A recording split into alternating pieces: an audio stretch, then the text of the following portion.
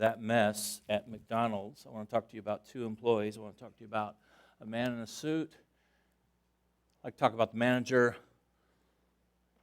And the fact that all that got me thinking, I want to talk about the employees again and the man in the suit again. And then I imagine, just an imaginary thing, because I have a big imagination.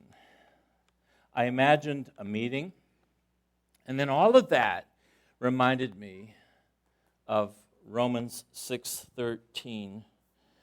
And then eventually I'm going to lead you to this, which is in your worship folder. Here we go, all right?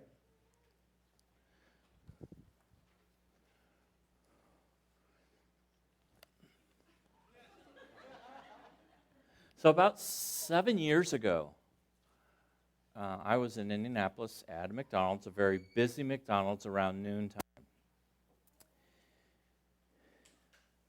And so just a few minutes before 12 noon, a lady had finished her meal, and then she went to put her trash in the garbage can, which was situated right by the front door. You know how that works, right by the main entrance of McDonald's. And she evidently had a full, large cup of Coke, spilled that Coke, and then took about 5 clumps of napkins, threw it on the floor, and left.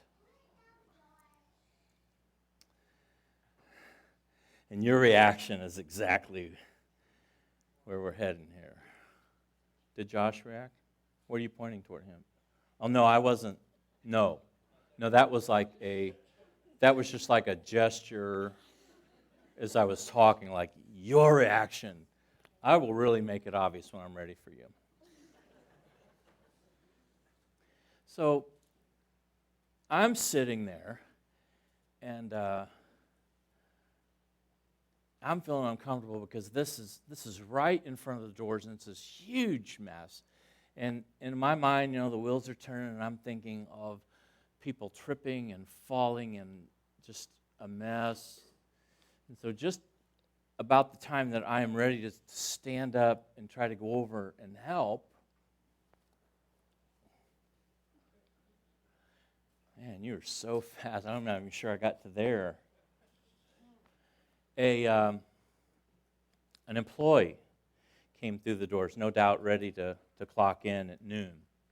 So an employee comes through the doors, and I'm thinking, okay, problem solved, an employee. So this employee awkwardly steps around the mess on the floor and goes behind the counter, and I'm thinking again, like within a matter of seconds, the employee's going to be back, going to clean it up, and the employee never came back. So again, I'm feeling like this huge mess, and people are like chaotically trying to get around it, and because the other door wasn't really a good door. It's one of these doors that opens right up into the drive-through lane, and it just wasn't a good door, and so we've got elderly people trying to navigate it, and kids wanting to swim in it, and all of that. And so I'm about ready to stand up, and then another employee comes through the door. I'm thinking, here we go, solved.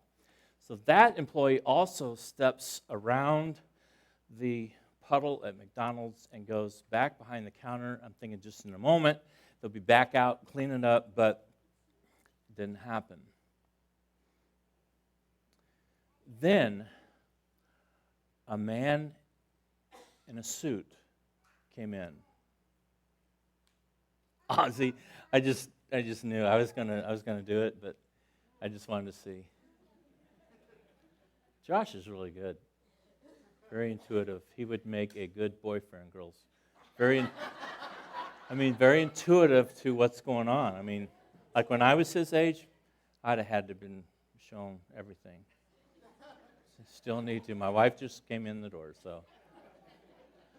So a man in a suit comes through the doors. And so his reaction was this as he's standing there looking at the mess, and he too steps around the mess and goes behind the counter. And so I'm thinking, all right, being that he has a suit on, maybe he's even like the owner of this particular store, because he didn't look like a manager. I mean, he was just totally decked out in a suit. And to my pleasure, within a matter of seconds, I mean, it must have been less than a minute, he came back out and he had an apron on over his suit. And he took his suit coat off, apron on, and then he brought out a mop and a mop bucket. And he starts to work. He starts cleaning it up. I mean, he's so nice. He's friendly. He's smiling. He's helping everybody pass. He's apologizing. You know, he's giving people like an arm to help walk their way around it. He's just wonderful. And he even goes to the extra mile so he could clean it up faster and dry it faster, of getting out more napkins. And with his suit on, he bends over on the ground and he's wiping everything up, smiling, making it all good. And it all was taken care of. So that got me thinking about those employees. Now, at some level, at a very basic level, all of those two employees that walked past, they could say, look, that's not my job. And it really wasn't. There's probably somebody who's the host or hostess who's in charge of cleaning that up. But maybe the host or hostess was on break, or who knows, maybe they were helping in another way in the restaurant. And so they weren't out there. But technically speaking, those employees could say, it just wasn't my thing. It wasn't really what I was paid for. I needed to get back and relieve the next person, you know, at the French fry machine or the ice cream machine or whatever, so that they could go home. I needed to do my job. That's all I needed to do. So technically speaking, they could easily have said that. And yet, all of us know that we really do actually expect more from the employees than that. And then I thought about the man in the suit. I thought, what a great example he is. I'm not sure if he was the owner or what he was, high up in corporate, but what a great example. He didn't get upset. He didn't yell at people. He didn't make matters worse. He didn't cause anxiety in the whole situation. He just calmly goes, takes care of the situation, even is willing to get his suit. Probably now it's going to need to be cleaned to even get that dirty. He just cleans it up. The manager, I think, later comes out. He was probably busy doing other things. The manager comes out. They sit down with a computer in the store and probably going over things, and they're chatting friendly. The man in the suit wasn't upset at anybody, just doing what needed to be done. And I thought, what an example. And then, I just can't let these things go. I think it's just part of what happens in a minister's brain. I'm thinking, what if, go with me here, what if that man in the suit was the store owner and he had just bought that store and the employees had never met him before, and he's coming to town for the first time to have a meeting with them a little bit later on the day. It's going to be the first meeting. None of them had ever seen him. None of them had ever known him before. So imagine this guy now having a meeting with them.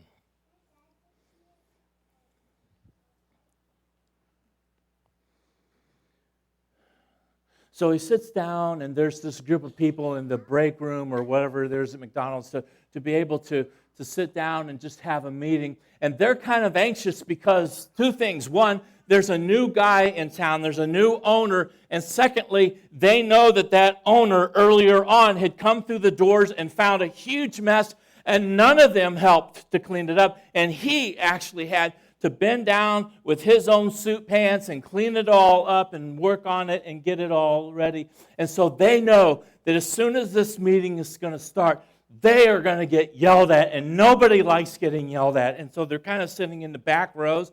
You know how that is? You sit so far back because you're just afraid.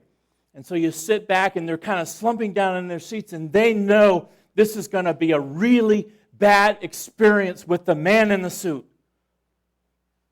But instead, I'm imagining, based on what I saw of him earlier, I'm imagining that he comes in and he's smiling and he's friendly and he tells them his name, he tells them his background. He starts to ask some of them their own names, and they're just saying, yeah, he's just setting us up because like in about 2 minutes, he's going to really let us have it.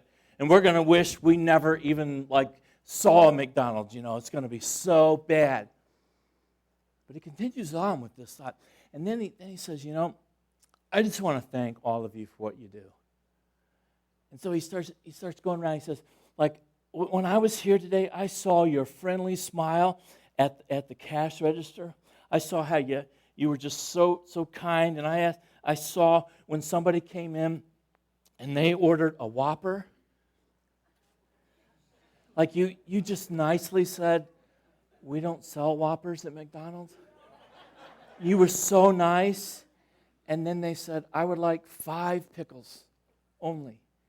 5 pickles and mustard on one half and then, ketchup on the other. And you were just so nice and you were so accommodating. And I just give you so much credit for that. And the way that the fries were salted was perfect. And then the drive-thru, I even secretly went through the drive-thru and I got napkins with my order.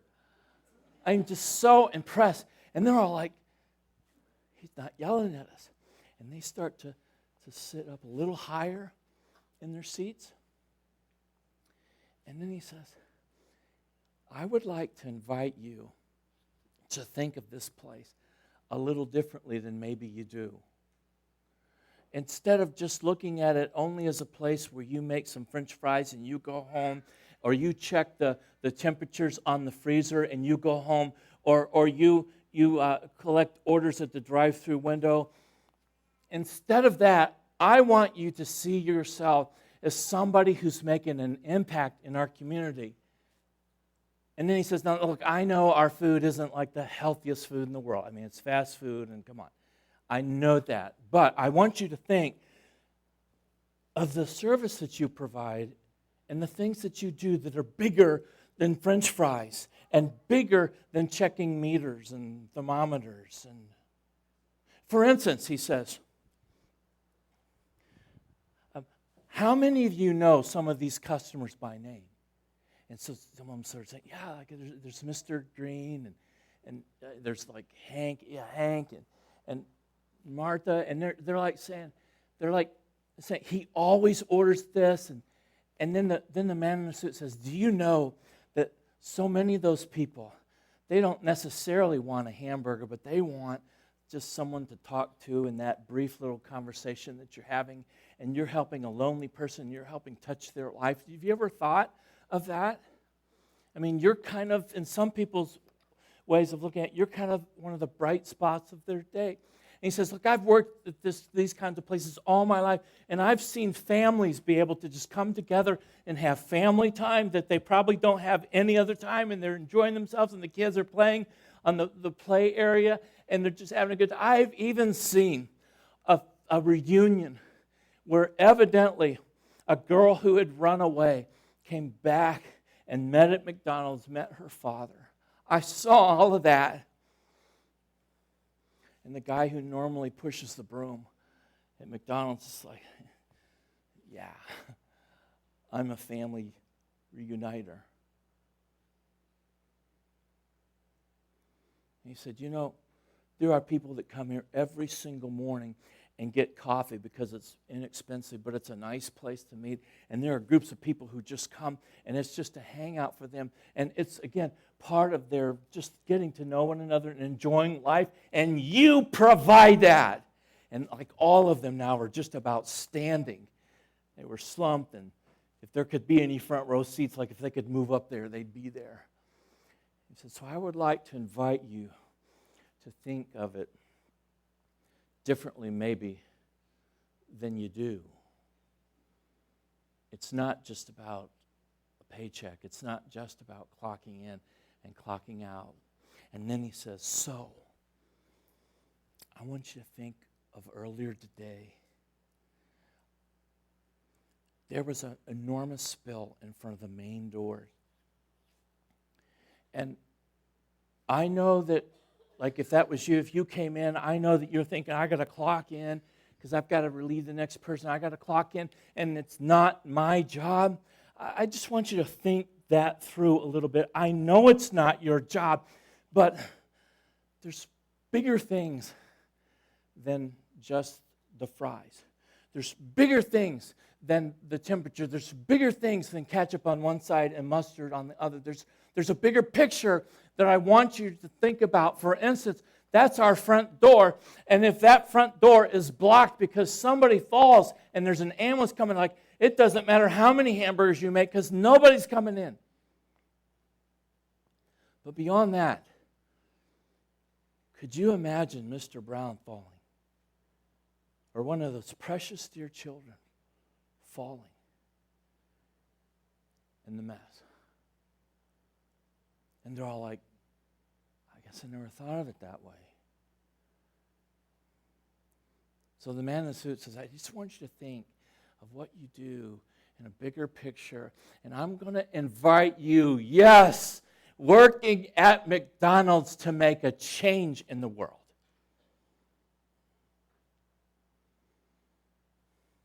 Let's go on, Josh.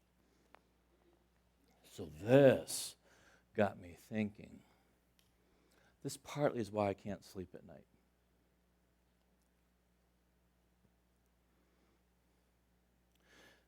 This is the book of Romans at the bottom there. This is a guy named Paul.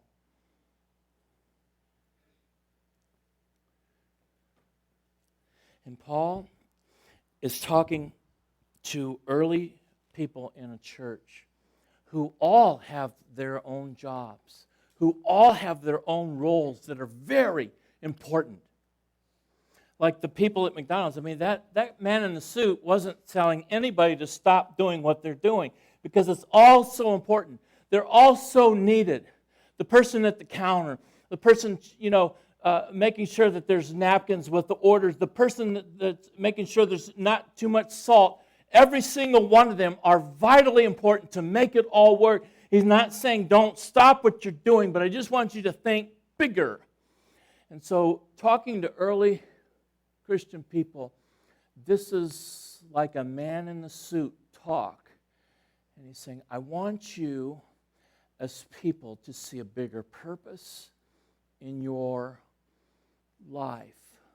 Some of you, all you used to do, some of you, frankly, were like the mess in McDonald's. They didn't have McDonald's, but work with me. Some of you were like the spilled Coke all over the floor. That's what you used to be. You used to be dead.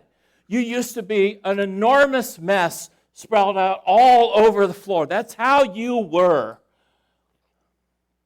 You were dead spiritually, but now, you know what? God, a man in a suit, puts an apron on and comes to the world and bows down and gets his suit dirty and cleans you up so that you could have new life. And Paul is saying, you know what God is doing? He doesn't want you to stop doing what you do in life. He doesn't want you to stop being a parent and stop working at work and stop going to school and doing all the important things that you do to make the world work. You've got to keep doing those. But God is saying, you know what I would like you to do is look at your spiritual life and your connection with the church in a little bit different way. Instead of just looking at it as a place where you come and you sort of clock in on Sunday mornings and then you clock out and then you come back and you clock in. Instead of that, I want you to see your entire life as an instrument for God. That your entire life could be used to join up with the man in the suit and help clean up messes. Your whole life. And maybe the people there were saying, like, all we ever thought of it was just like coming to worship together and sing some songs and hear a message and clock out.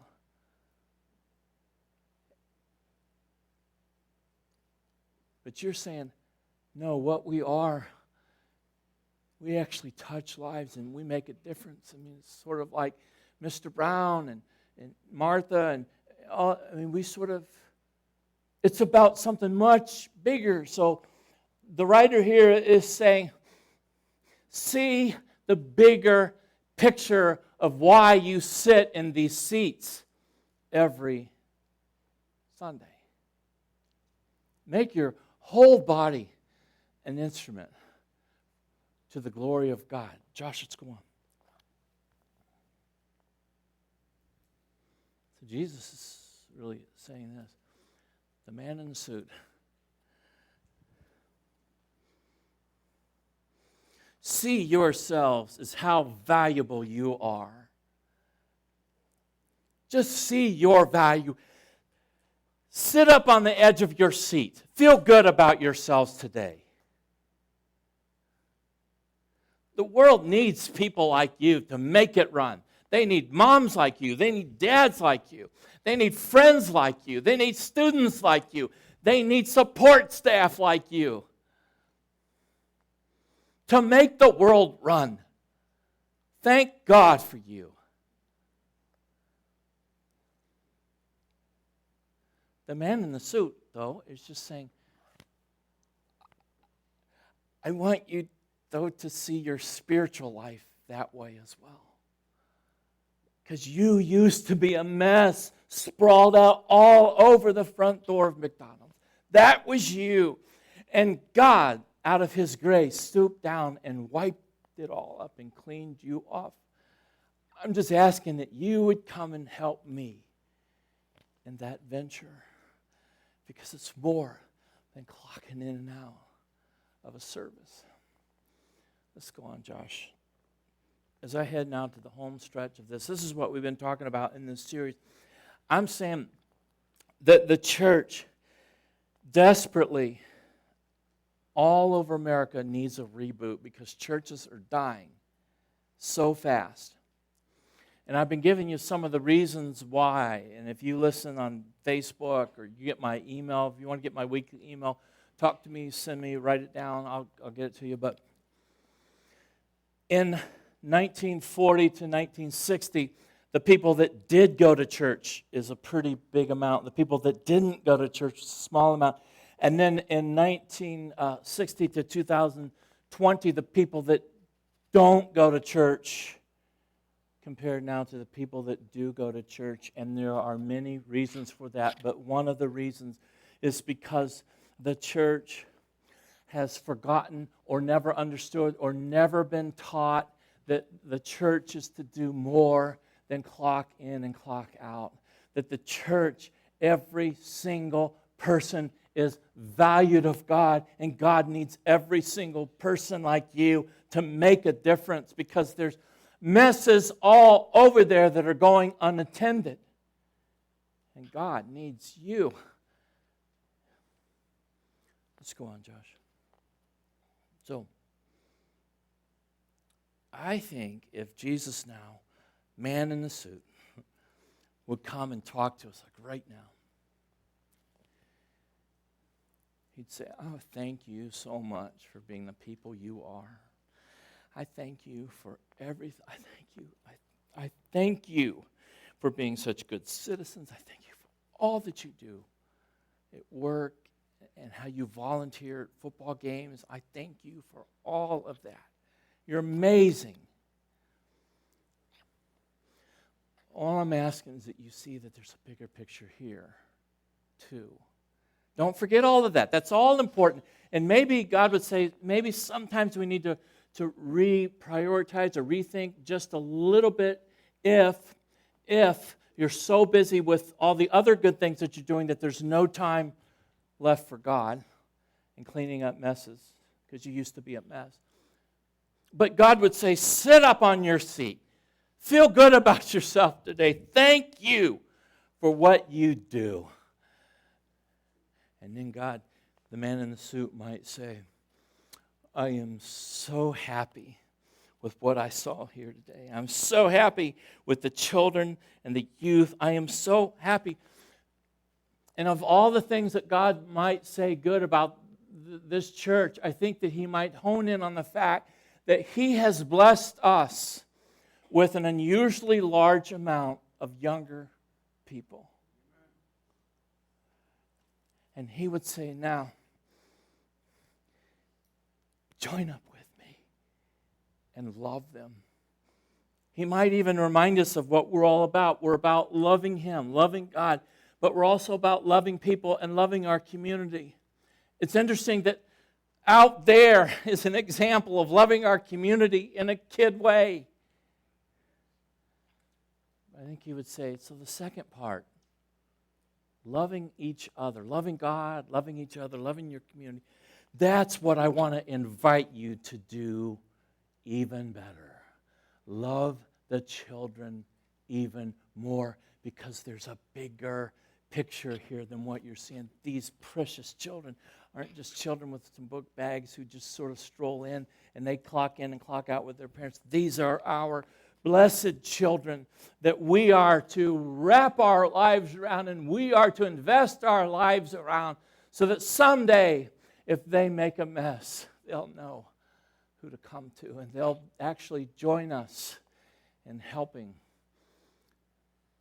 the man in the suit. So, here's the bigger picture. And this is where, Josh, if you would go ahead and go on, this is where I would like you to see this in your worship folders, in your bulletins today.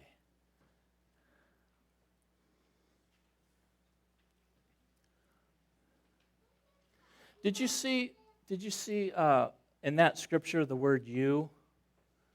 It said, like, you used to be dead. And that word you literally means you. It's not talking to men. It's not talking to women. It's talking to everyone.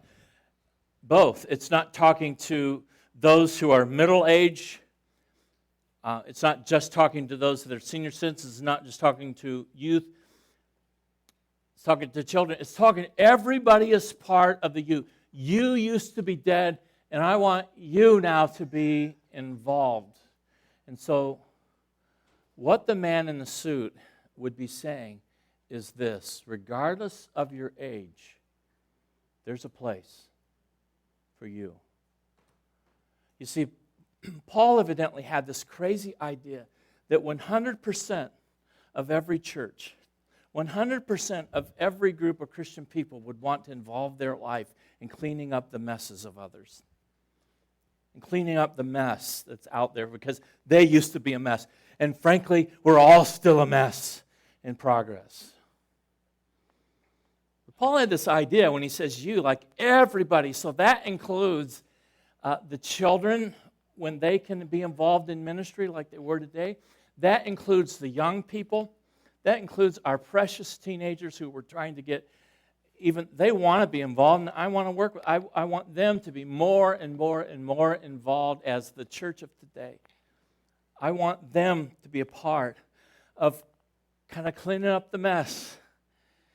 For those of you that are middle-aged, I know that the invitation would be, I know that you are so stressed out with all the things that you're doing and different roles that God has you doing, and keep doing those. Those are important. But God would just say, regardless of who you are and regardless of what your age is, there needs to be some time of your life that's devoted to helping God through this church.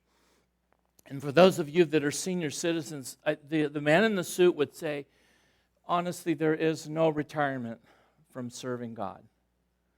If you have long since checked out and you have this idea that I used to do that and I did my time, like you were in prison, I did my time, and so now someone else can do that, that is just not scriptural. There's a place for you to help in the big picture of what God wants to do. Sit up, feel good about yourself, but just rethink the picture. So in our church, I think the man in the suit would say, because we have such an unusual amount of young people, that means that some of you won't be in that ministry, but many, many more of you need to be. When we think, for instance, I think the man in the suit would say, when we think of like the nursery and the toddlers and the children's church, the junior church, the fact that Our workers, some of them only can get to church maybe once every 2 months. I mean, they're at church, but they're not in here. Not because anybody's bad, but just because we just need to see ourselves as more than clocking in and clocking out. There's a bigger picture. And when we think of Faith Weaver Friends, that's going to be starting soon on Wednesday night, Aubrey, at 6:30? 6:30 to 8. When we think of Faith Weaver Friends, honestly, we have such an enormous amount of children that we kind of run on a very limited number of people that are helping. We kind of run on the amount of people that we used to have that would run it when we were a smaller group of kids.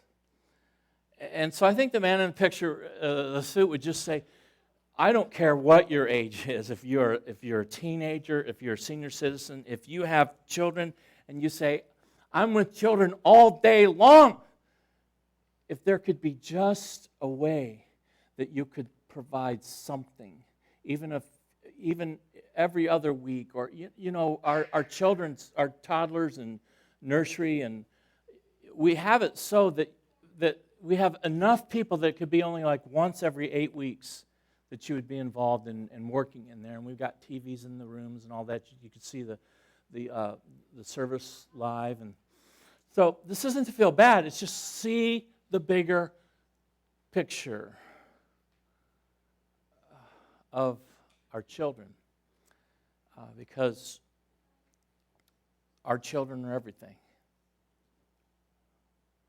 And we want to see them grow. Our teens are everything.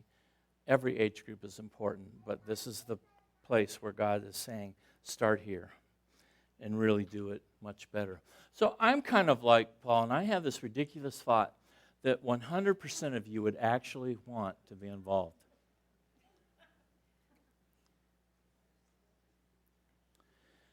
Only because it's what the Bible says. Because you are the you. How foolish of me. But then I would say, how foolish of Scripture. Well, here's the thing. I'd like 100% of you, if you're a believer and this is your church, put your name, put your phone number, put your email.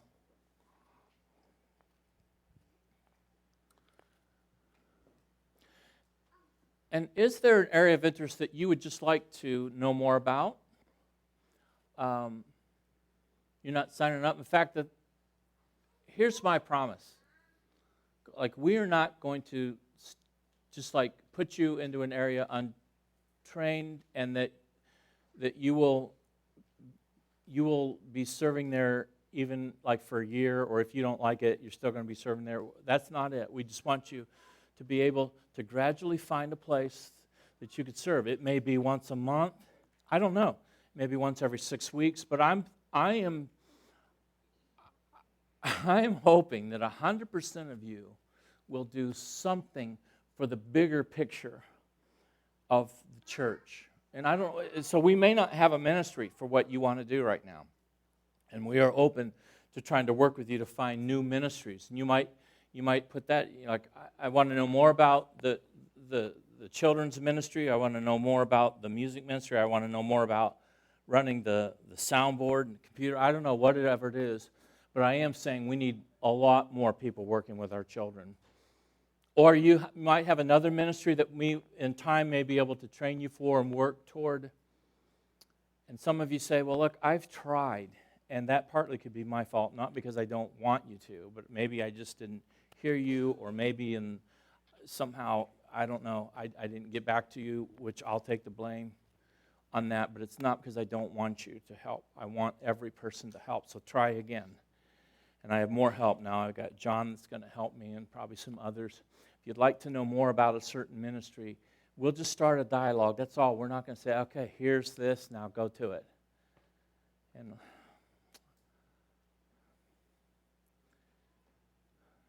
I'm not sure I have another slide, Josh, but I kind of wish I did, because I don't know where to go with this.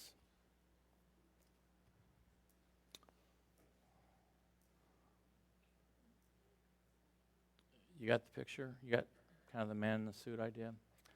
As you're filling that out, thank you, Josh. Man, what a great job you did. As you're filling this out, there's a song I'm just going to ask our musicians to start playing. By the way, those that work with kids, I feel like I missed an area. Is there a major area that I missed? No? Okay.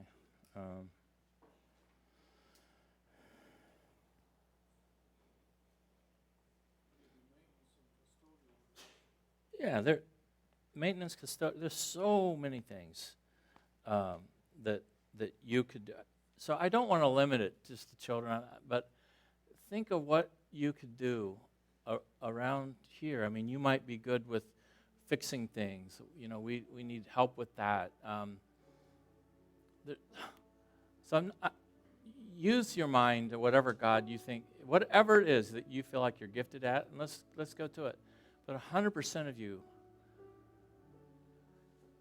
and if you could just leave those forms on the seats.